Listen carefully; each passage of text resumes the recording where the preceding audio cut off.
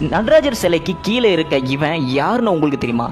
சிவன் இவரை எதுக்கு கால் அடியில் வச்சிருக்காருன்னு உங்களுக்கு தெரியுமா? அந்த வரலாறு நான் உங்களுக்கு சொல்றேன், கேட்ச் பண்ணிக்கோங்க. இதுல பல புராண வரலாறு சொல்லப்படுற அதுல ஒண்ணு மட்டும் உங்களுக்கு சொல்றேன். இவனோட பேரும் முயலகன். ஆணவத்தோட அடையாளமா இந்த முயலகன் கருதப்படுறான். அந்த காலத்துல 48,000 ரிஷிகள் வாழ்ந்து வந்தாங்கனோ, அவங்க பல தவங்கள் செஞ்சு பல சக்திகளை பெற்றிருந்தாங்கனோ, அது இல்லாம அவங்க ஆணவத்துல ஆடிட்டு இருந்தாவும் சொல்லப்படுது. இந்த ஆணவத்தை அடக்க சிவன் என்ன பண்ணியிருக்காங்கன்னா, பிச்சைக்காரன், அதாவது பிச்சை எடுப்பவர் வேடத்துல வந்ததா சொல்லப்படுது. அதை தெரிஞ்சுக்கிட்ட இந்த ரிஷிகள் என்ன பண்ணிருக்காங்கன்னா, சிவனை அழிக்க பல திட்டங்கள் தீட்டி புலியையும் யானையும் ஏவிட்டு இருக்காங்க. புலியை கொண்டு அந்த தோலை எடுத்து சிவன் உடைய மாத்திட்டாருனும், யானையை அழிச்சு அந்த தந்தத்தை ஆயுதத்தா மாத்திட்டாருனும் சொல்லப்படுது. கடைசி அந்த ஆணவத்தோட மொத்த ரூபமான முயலகனை சிவனை தாக்குறதுக்காக அனுப்பியிருக்காங்க.